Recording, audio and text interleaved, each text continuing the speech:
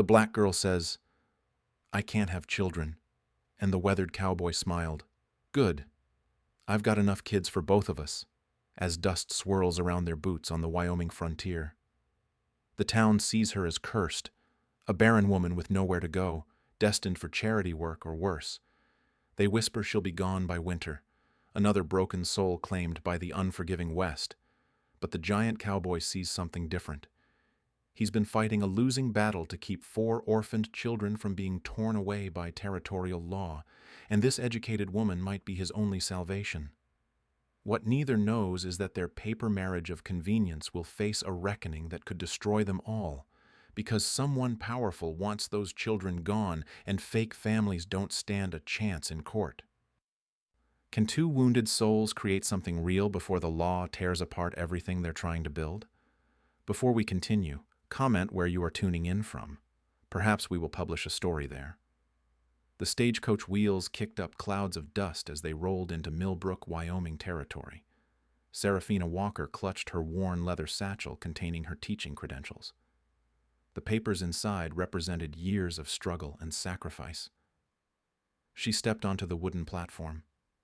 Her black dress, still in mourning for losses too deep to speak aloud, drew stares from the gathering crowd. Whispers followed her like shadows. The school board meeting lasted exactly 7 minutes. 3 men in pressed suits looked at her credentials without reading them. The chairman barely glanced up from his coffee. "We appreciate your interest, but the position has been filled." The advertisement said applications were still being accepted. Things change. His smile never reached his eyes. "Perhaps you'd find better opportunities in Denver or California." Seraphina gathered her papers. The other men avoided her gaze entirely. Outside, she heard their laughter through the thin walls. The boarding house keeper, Mrs. Patterson, looked her up and down twice before speaking. "1 night. Payment in advance. I was hoping for something more permanent while I seek employment. 1 night." Mrs. Patterson's voice carried the weight of finality. "Take it or leave it." The room upstairs smelled of old tobacco and broken dreams. Seraphina sat on the narrow bed, counting her remaining coins. Enough for 3 more nights, maybe 4 if she skipped meals. Through the window, she watched families walking together down Main Street. Children laughed and chased each other between the wooden storefronts. Her hand moved instinctively to her stomach, remembering what would never be. A knock interrupted her thoughts. Mrs. Patterson stood in the hallway with a tall man behind her. He wore a dusty hat and clothes that spoke of hard work and harder living. His dark skin marked him as someone who understood the weight of unwelcome stares. "This is Jackson Reed. Says he wants to speak with you." Jackson stepped forward as Mrs. Patterson disappeared down the stairs. His eyes held a kindness that seemed out of place in this unforgiving town. "I heard what happened at the school board meeting." Seraphina straightened her shoulders. "News travels fast. Bad news always does." He removed his hat. "I own a ranch 12 miles north of here. I need someone to teach 4 children." "What children?" "Orphans. Found them in various circumstances. They need proper schooling." He paused. "I can offer room and board, plus wages." Seraphina studied his face for signs of deception. Men didn't usually offer employment to women they'd just met, especially not women who looked like her. "Why me?" "Because you're qualified, and they turned you away for the wrong reasons." The offer sounded too good to be real, but her options had narrowed to nothing, and winter was coming. "I accept." The ride to Reed Ranch took 3 hours through rolling hills and endless sky. Jackson spoke little, but his silence felt comfortable rather than hostile. When buildings finally appeared on the horizon, Seraphina saw a modest house surrounded by corrals and outbuildings. 4 children stood on the front porch. They ranged in age from perhaps 6 to 12 years old. Their clothes were clean but patched, their faces curious but cautious. "Moses, Pearl, Tommy, Mary," Jackson said, pointing to each in turn. "This is Miss Walker. She's going to be your teacher." The oldest boy, Moses, stepped forward. "We've been learning from newspapers and whatever books we can find." "Jackson's been teaching us," added Pearl, a girl with long black braids, but he says we need someone who knows proper schooling. Jackson showed Serafina to a small room behind the kitchen. It was simple but clean, with a window overlooking the western mountains. Meals are with the family. Teaching can happen in the main room for now. I'm hoping to build a proper schoolhouse come spring. That evening, Serafina watched Jackson interact with the children over dinner. He listened to their concerns, helped with their questions, and treated each one with genuine care. These weren't his biological children, but love filled every interaction. Later, while organizing books in the main room, she discovered a stack of letters on Jackson's desk. The top envelope bore the letterhead of a territorial law office. Curiosity overcame discretion. The correspondence revealed Jackson's desperate attempts to gain legal guardianship of the 4 children. Without proper documentation, the territorial authorities could remove them at any time. Lawyers advised that married couples had stronger legal standing in custody matters. The final letter, dated just 2 weeks earlier, contained a proposal that made Serafina's hands shake. Jackson had inquired about arranging a marriage of convenience with a suitable woman who could serve as a legal mother to the children. She was still holding the letter when Jackson entered the room. "You weren't supposed to see that." Serafina set the paper down carefully. A marriage arrangement. It would be purely legal. Separate quarters, no expectations beyond helping with the children. His voice carried no embarrassment, only practical determination. Married couples have rights that individuals don't. The children would be safer. And what do I get from this arrangement? Legal protection, a home, purpose. He met her eyes directly. The chance to be a mother to children who need one. The word mother hit her like a physical blow. She thought of her lost child, of the emptiness that had consumed her for 2 years, of the cruel dismissal she'd faced in town. I can't have children of my own. Jackson's weathered face softened into something resembling a smile. Good. I've got enough kids for both of us. The proposal hung in the air between them. 4 orphaned children slept upstairs, unaware that their future depended on this conversation. Outside, winter winds began to howl across the Wyoming plains, carrying the promise of harsh months ahead. 3 months had passed since Serafina agreed to Jackson's arrangement. The justice of the peace in Millbrook had performed a quick ceremony with Mrs. Patterson and the shopkeeper as witnesses. No celebration, no romance, just signatures on legal documents. Serafina kept her room behind the kitchen while Jackson remained in the main bedroom upstairs. To visitors, they presented themselves as a proper married couple. Behind closed doors, they maintained polite distance and shared responsibility for the children. The transformation in the children amazed even Serafina. Moses devoured every book she could find, his sharp mind grasping complex concepts with startling speed. Pearl showed artistic talent, sketching detailed drawings of plants and animals around the ranch. Tommy's gift for numbers meant he could calculate feed costs and repair estimates faster than most adults. Little Mary had discovered a love for storytelling, weaving elaborate tales that kept the others entertained during evening hours. Serafina's teaching methods drew from her own difficult education. She had learned from abolitionists who believed in unconventional approaches, mixing practical skills with academic subjects. The children learned mathematics through ranch accounting, geography through weather patterns, and history through their own family stories. Each morning brought new lessons. Each evening brought quiet satisfaction as the children shared their discoveries. For the first time in 2 years, Serafina felt purpose flowing through her days. Jackson watched these developments with growing admiration. He observed how Serafina never raised her voice, never lost patience, and somehow convinced each child they were capable of greatness. Her influence extended beyond academics. The children's confidence grew. Their laughter came easier, and their bond as a family strengthened. But the outside world viewed their situation with increasing suspicion. Reverend Matthews arrived on a Tuesday morning, his buggy kicking up dust as it approached the house. He was a thin man with sharp features and sharper opinions about proper Christian families. "Mrs. Reed, I trust you're settling into married life." Serafina offered him coffee. "We're doing well, Reverend. The children seem quite attached to you." "They're wonderful students." Reverend Matthews studied the main room, taking note of the books, the children's artwork on the walls, and the general atmosphere of learning and care. It's unusual for a new bride to maintain such formal arrangements with her husband's children. Every family finds their own rhythm. During his visit, Tommy accidentally called Serafina Miss Sarah instead of Ma or Mother. The slip seemed insignificant, but Reverend Matthews filed it away with obvious interest. The real threat arrived 2 weeks later. Helen Morrison stepped from an expensive carriage wearing silk and carrying authority like a weapon. Her wealth showed in every detail, from her jeweled gloves to her perfectly arranged hair. She demanded an immediate meeting with Jackson and Serafina. "I've recently learned that you're housing my late brother's daughter." Serafina felt ice form in her stomach. "I'm not sure what you mean." "The Indian girl, Pearl. Her father was my brother, Thomas Morrison.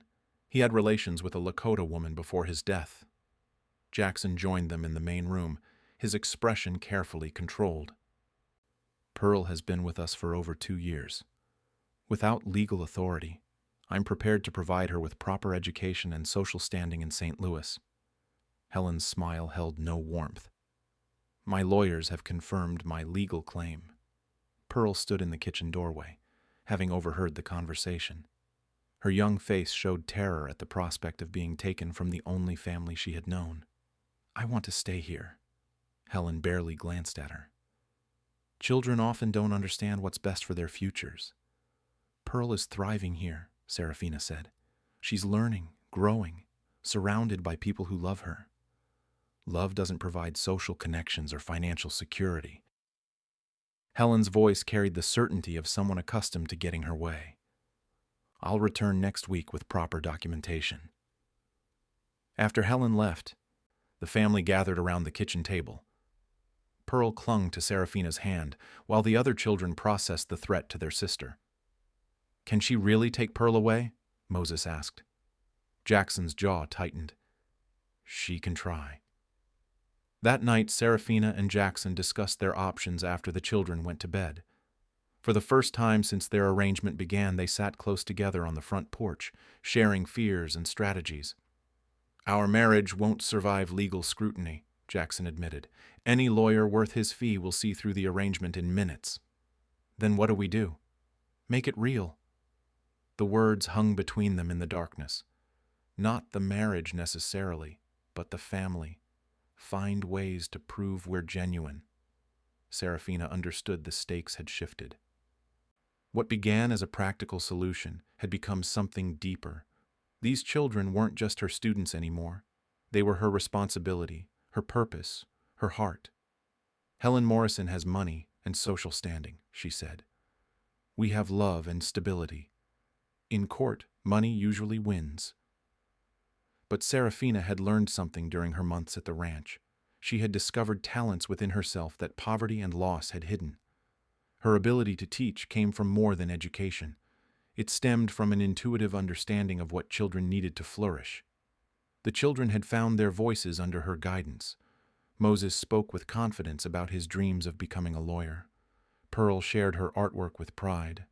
Tommy explained complex mechanical concepts with enthusiasm. Mary told stories that revealed wisdom beyond her years. More importantly, they had learned to see themselves as worthy of love and opportunity.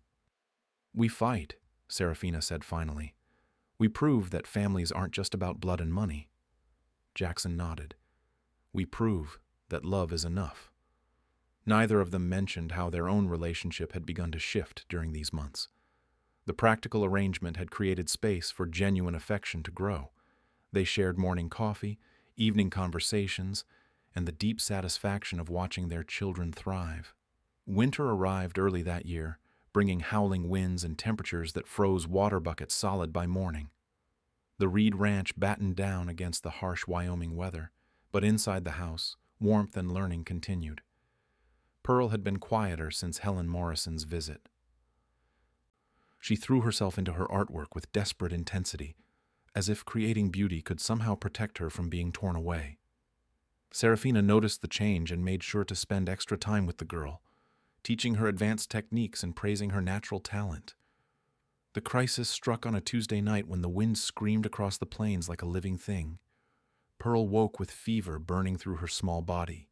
By morning, her temperature had climbed dangerously high. She couldn't keep water down, and her breathing came in shallow gasps. Serafina moved Pearl to the main room where the fireplace could provide steady warmth. She sent Moses to fetch extra blankets while Tommy helped move furniture to create a makeshift sick room. "We need the doctor," Jackson said, pulling on his heavy coat. "The storm's getting worse." Serafina looked out at the swirling snow. "The roads might be impassable. Then I'll make them passable." Jackson saddled his strongest horse and rode into the blizzard. The 12 miles to Millbrook would be treacherous in good weather. In this storm, the journey bordered on impossible. Alone with the children, Serafina faced her deepest fears. She had lost one child to circumstances beyond her control.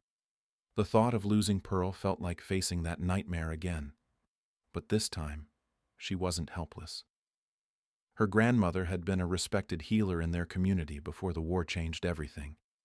During long childhood summers, the old woman had taught Serafina about plants, tinctures, and traditional remedies that doctors often ignored. Serafina searched the kitchen for ingredients she remembered: willow bark for fever, honey for throat soreness, ginger root for nausea. She brewed a careful tea, measuring proportions her grandmother had taught her 20 years earlier. "Will this help her?" Mary asked, hovering nearby with worried eyes. "We're going to try everything we know." Moses proved invaluable, reading aloud from Jackson's medical books while Serafina compared symptoms and treatments. His sharp mind grasped the technical language quickly, becoming her assistant in caring for his sister. Tommy used his mechanical skills to devise a better heating system, repositioning the fireplace screen to direct more warmth toward Pearl's bed. His practical thinking helped maintain the precise temperature needed for recovery. Mary stationed herself beside Pearl, telling quiet stories and singing soft songs their sick sister had always loved. Her gentle presence seemed to calm Pearl, even in delirium. Through the long night, Serafina barely left Pearl's side.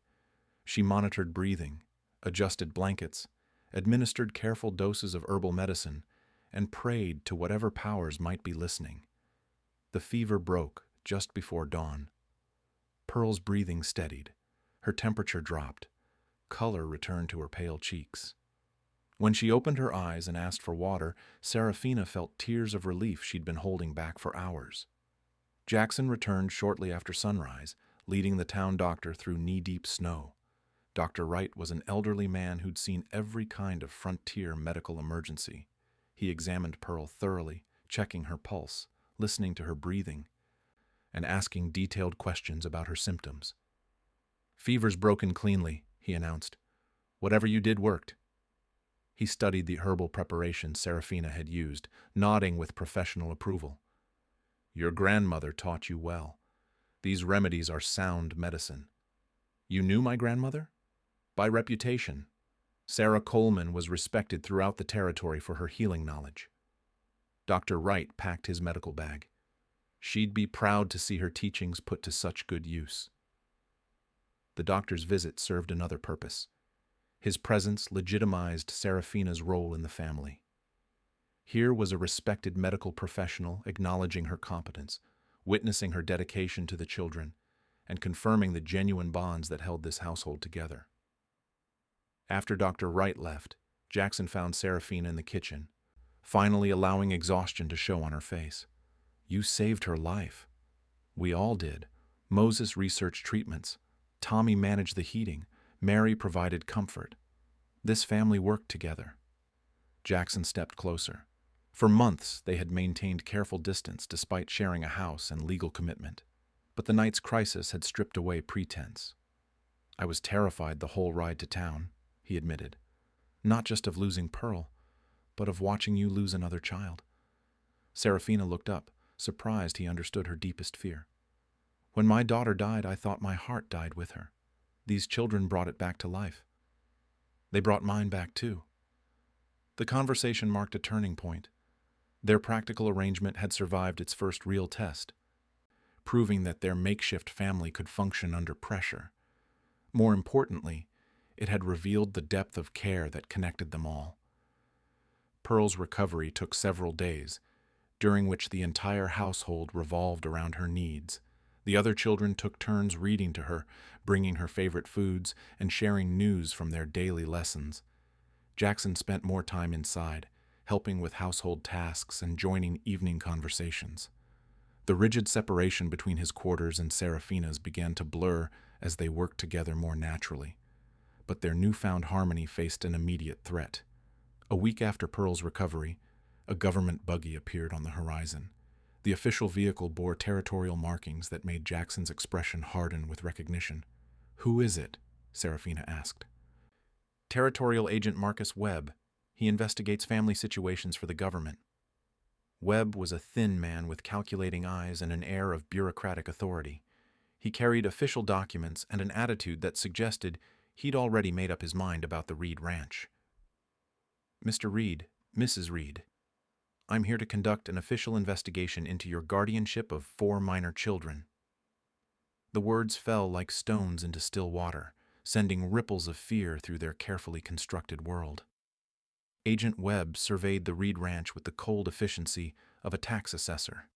He noted everything: the condition of buildings, the children's clothing, the family's interactions, and the subtle dynamics that revealed truth beneath surface presentations. "I'll need to interview each child separately," Webb announced, settling into Jackson's chair without invitation. "Standard procedure for guardianship evaluations." Seraphina felt the children's tension ripple through the room. Moses straightened his shoulders, trying to appear older than his 12 years. Pearl moved closer to Seraphina's side. Tommy fidgeted with nervous energy. Mary clutched her favorite book like a shield. Webb began with Moses, asking pointed questions about living conditions, education quality, and family relationships. The boy answered carefully, his natural intelligence evident despite his obvious anxiety. "Who makes decisions about your welfare?" "Jackson and Miss Sarah work together." Webb's pen scratched notes. "Miss Sarah?" "I mean Ma, Mrs. Reed." The correction came too late. Webb had already documented the slip. Pearl's interview proved more difficult. She answered in whispers, her artistic sensitivity making her particularly vulnerable to Webb's clinical questioning. When asked about her happiest memories, she described learning to draw flowers with Seraphina's patient guidance. Tommy talked enthusiastically about his mechanical projects until Webb cut him short with questions about punishment and discipline. The boys' confusion was obvious. Physical discipline wasn't part of their household routine. Mary, the youngest, simply stared at Webb with wide eyes and said she wanted her mama. When Webb pressed for clarification, she pointed directly at Seraphina. During the children's interviews, Webb asked Jackson increasingly specific questions about his military service. The inquiries seemed oddly detailed for a routine guardianship investigation. 10th Cavalry Regiment? You said? Yes. Served under Colonel Hayes until 1882. Reason for discharge? Jackson hesitated. Completion of service. Webb made more notes, his interest clearly heightened by Jackson's uncertainty. That evening, after Webb departed for his hotel in Millbrook, the family gathered around the kitchen table. Fear had settled over the house like smoke from a bad fire. "What happens if he decides against us?" Moses asked. Jackson chose honesty over false comfort. "Territorial orphanages." The words hit the children like physical blows. Pearl began crying silently. Tommy's usual energy evaporated. Mary crawled into Seraphina's lap and refused to let go. "We won't let that happen," Seraphina said, though she wasn't sure how they could prevent it. Webb returned the next morning with a formal clipboard and official documentation. He inspected every room, noting sleeping arrangements, food supplies, educational materials, and cleanliness standards. In Jackson's bedroom, Webb examined personal papers with unusual thoroughness. Military documents received particular attention, especially discharge papers and service records. "These documents seem incomplete," Webb observed. "Everything the Army gave me is there." "No record of disciplinary actions, court-martial proceedings?" Jackson's jaw tightened. There were no disciplinary actions. Webb's smile suggested he knew something Jackson didn't. The investigation continued for 3 days. Webb interviewed neighbors, though few lived close enough to provide meaningful testimony. He visited Millbrook to speak with townspeople, gathering opinions about the Reed family's reputation and character. Dr. Wright provided a strong endorsement, praising Serafina's medical knowledge and the family's obvious care for each other. Father Miguel from the Catholic mission spoke favorably about their moral character, despite their Protestant background. But Reverend Matthews expressed concerns about the hasty marriage and unconventional family structure. His doubts carried weight with territorial authorities who valued traditional Christian values. On Webb's final day, he delivered his preliminary assessment with bureaucratic detachment. My investigation reveals several concerning irregularities. Serafina felt the children tense around her. First, your marriage appears to be one of convenience rather than genuine affection. Second, none of these children have legal documentation establishing your parental rights. Third, Mr. Morrisau Reed's military discharge papers contain discrepancies that require further investigation. Jackson stepped forward. What kind of discrepancies? That's between me and the territorial authority. Webb consulted his clipboard. You have 30 days to provide proper legal documentation establishing guardianship rights, or these children will be transferred to appropriate territorial facilities. Appropriate facilities, Moses repeated bitterly after Webb left. He means orphanages. The 30-day deadline loomed like an approaching storm. Jackson spent long hours drafting letters to lawyers, former military contacts, and anyone who might help establish their legal standing. Serafina threw herself into documenting the children's educational progress, hoping evidence of their thriving development might influence the decision. She compiled portfolios of their work, recorded their reading levels, and prepared detailed reports on their academic advancement. But late at night, when the children were asleep, darker fears emerged. "There's something Webb isn't telling us," Jackson said during one of their evening strategy sessions. "About your military service?" He asked too many specific questions, like he already knew the answers. Serafina had noticed the same thing. Webb's interest in Jackson's discharge papers seemed to go beyond routine investigation.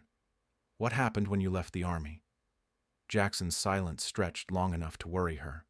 "Colonel Hayes was court-martialed for corruption 6 months after I was discharged, something about falsified records and missing funds. Could that affect your papers?" "I don't know."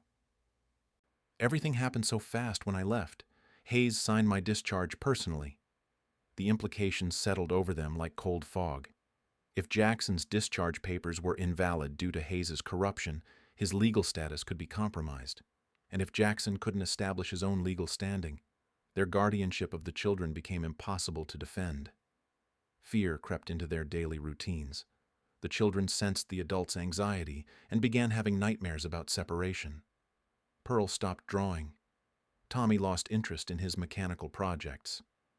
Mary clung to Serafina constantly. Moses, the oldest and most perceptive, approached Serafina privately. "If they take us away, I want you to know something." "Moses, don't talk like that.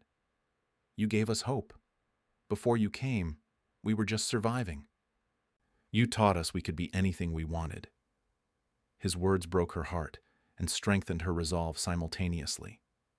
27 days remained. Webb returned on day 23 with a smug expression and devastating news. "Mr. Reed, territorial records show you're wanted for desertion from the United States Army." The words hit Jackson like a physical blow. The children, gathered for their morning lessons, went completely silent. "That's impossible. I was honorably discharged." Webb produced official documents bearing military seals. Colonel Hayes had no authority to discharge anyone. He was under investigation for corruption when he signed your papers. Serafina stepped protectively closer to Jackson. "What does this mean?" "It means Mr. Reed is technically a fugitive. However, I'm prepared to offer a reasonable solution." Webb's smile revealed his true intentions. "Surrender yourself to military custody, and I'll ensure the children are placed in suitable homes rather than territorial orphanages." Jackson's hands clenched into fists. 2 years of building this family, months of legal battles, and now his past threatened to destroy everything. I need time to consider. 24 hours. Then I return with federal marshals. After Webb left, the house fell into stunned silence. Pearl began crying softly. Tommy kicked angrily at the furniture. Moses stared at nothing, processing the implications with his sharp young mind. "You're not really a deserter," Mary said, climbing into Jackson's lap. "You're our papa." Jackson held her tightly, unable to speak around the emotion choking his throat. Serafina watched her family crumble and felt something fierce ignite within her chest. She had spent 2 years learning to fight for what mattered. These children mattered more than anything. "I'm riding to town." "Serafina, what can you possibly do?" Something Webb doesn't expect. She saddled the fastest horse and rode hard toward Millbrook. Her years of facing discrimination had taught her that systems designed to crush the powerless only worked when people accepted defeat. Her first stop was Dr. Wright's office. "Doctor, I need your help fighting a corrupt territorial agent." Dr. Wright listened as Serafina explained Webb's ultimatum and her suspicions about his motives. "I've been wondering why Webb asked so many questions about ranch property values," the doctor mused. "Seemed odd for a guardianship investigation. What if this isn't really about the children? What if it's about land?" They spent an hour connecting disturbing dots. Webb's interest in ranch property, his eagerness to scatter the children rather than keep the family together, his specific knowledge about Jackson's military records. "I need to document everything," Serafina said. "Will you testify about Webb's unusual behavior?" "Absolutely." Her next stop was Father Miguel's mission. The priest had always shown kindness to their family, treating the children with genuine care during their occasional visits to town. "This agent asks questions about property, not about child welfare," Father Miguel confirmed. "Very strange for a man concerned with orphans." "Will you help us fight this?" "God protects the innocent." "I will speak truth." Sheriff Dalton proved more cautious but equally suspicious of Webb's methods. "Something's been bothering me about that territorial agent," Dalton admitted. "Got a telegram yesterday asking about local land purchases. Why would a child welfare investigator care about real estate transactions?" "Because he's not really investigating child welfare." Serafina's theory crystallized as she gathered evidence.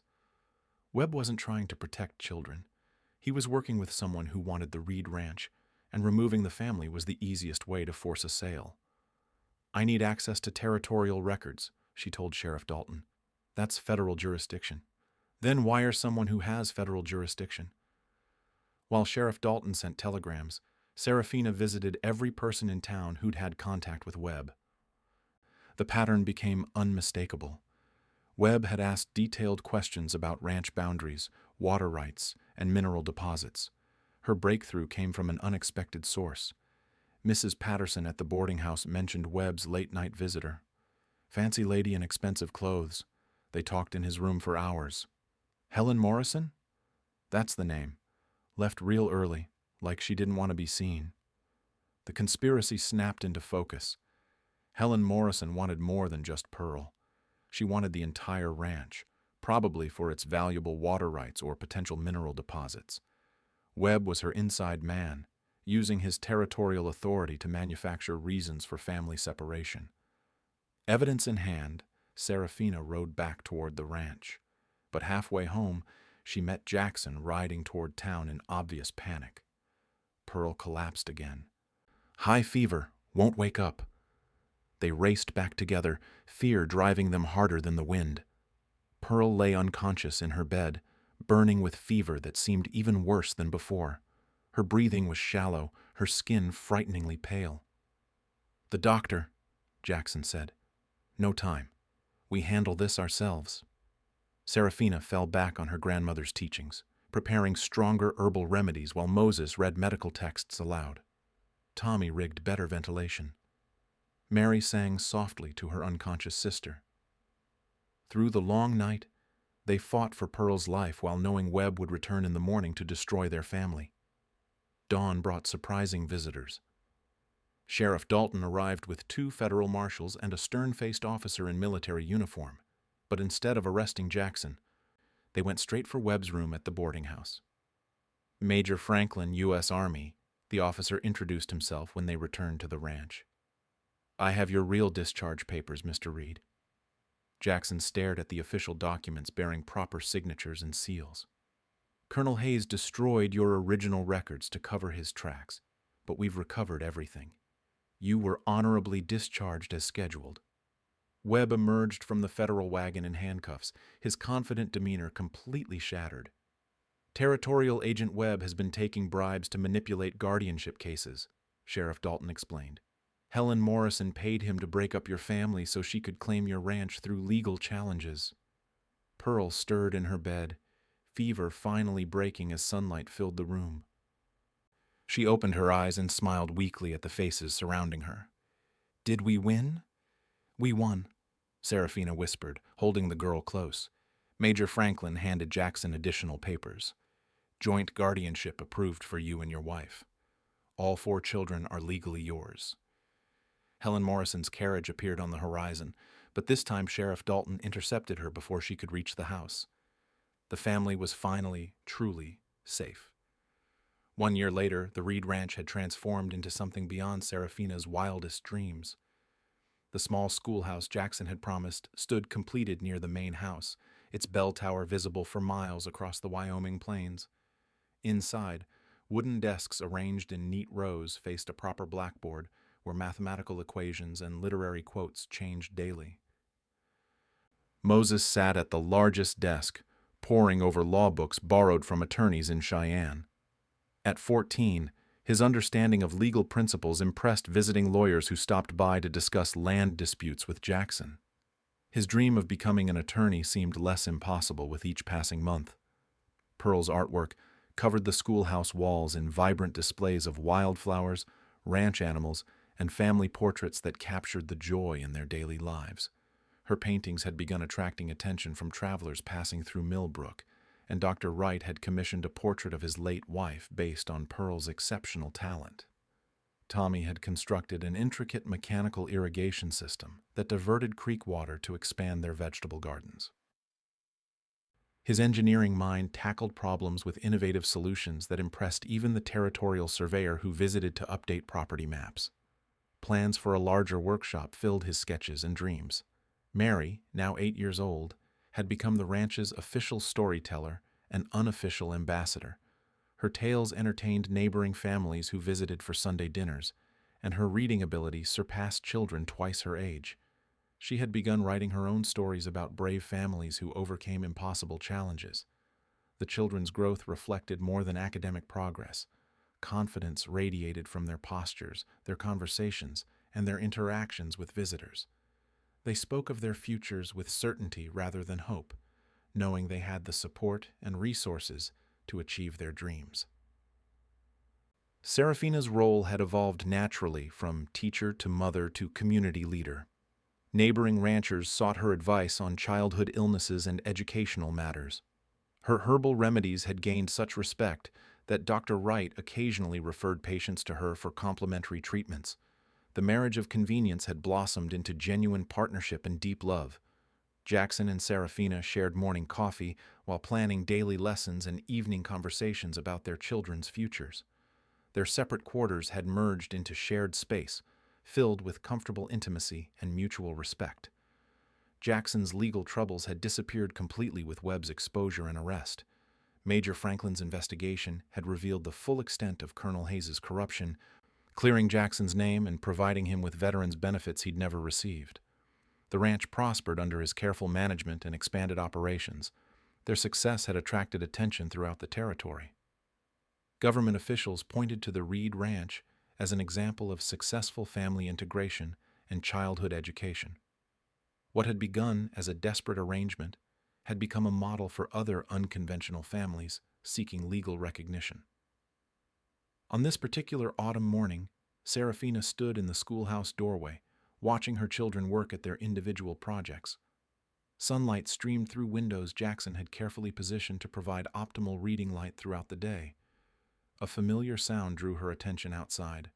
A wagon approached along the dusty road, carrying what appeared to be another family in desperate circumstances. The man driving looked weathered by hardship and uncertainty. Beside him sat a woman clutching a bundle that moved with infant restlessness. Two older children huddled in the wagon bed, their eyes reflecting the same lost expression Serafina remembered from her own arrival in Millbrook. Jackson emerged from the barn, wiping his hands on his work clothes. He studied the approaching wagon with the same careful assessment he'd used when first meeting Serafina. His ability to recognize genuine need hadn't diminished with their prosperity. The wagon stopped near the house.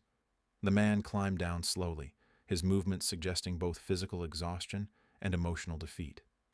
Name Samuel Crawford. I heard in town that you might have work for someone willing to earn his keep. Jackson glanced toward Serafina, their communication requiring no words after months of shared decision-making. What kind of work are you seeking? Anything honest. I've got farming experience, can handle livestock, no basic carpentry. Samuel's voice carried desperate dignity. My wife's skilled with cooking and household management. We're not asking for charity, just opportunity. The woman Sarah Crawford shifted the baby in her arms while watching the older children explore the ranch with cautious interest. Their daughter appeared to be about 10 years old, their son perhaps 8. Both showed signs of irregular meals and uncertain shelter. Moses appeared at Serafina's shoulder, studying the newcomers with mature assessment. They look like us when we first arrived. Pearl joined them, her artistic eye noting details others might miss. The children are scared but hopeful. Tommy and Mary emerged from their various activities, drawn by the presence of potential new family members. We have room in the bunkhouse, Jackson told Samuel. Meals with the family, wages based on work quality, and schooling for your children if you stay. Sarah Crawford's eyes filled with tears of relief. Schooling? Serafina stepped forward, recognizing herself in this desperate mother's face. All children deserve education and opportunity. The Crawford children moved closer to their parents, sensing the possibility of safety and stability they'd been seeking. There's one condition, Jackson added. This ranch operates as a family. Everyone contributes. Everyone benefits. Everyone belongs. Samuel nodded eagerly. We understand. As the Crawford family began unloading their meager possessions, Serafina felt the familiar warmth of purpose filling her chest. Their ranch had become more than a home. It had become a sanctuary for families society overlooked or abandoned. That evening, around an expanded dinner table, accommodating 9 people instead of 6, Serafina listened to conversations flowing between established family members and newcomers finding their place. Moses explained ranch routines to the Crawford boy. Pearl showed the Crawford girl her art supplies. Tommy described his mechanical projects with enthusiasm that crossed all social barriers. Mary began weaving stories that included everyone present. Jackson caught Serafina's eye across the table, his smile reflecting shared satisfaction in their growing family.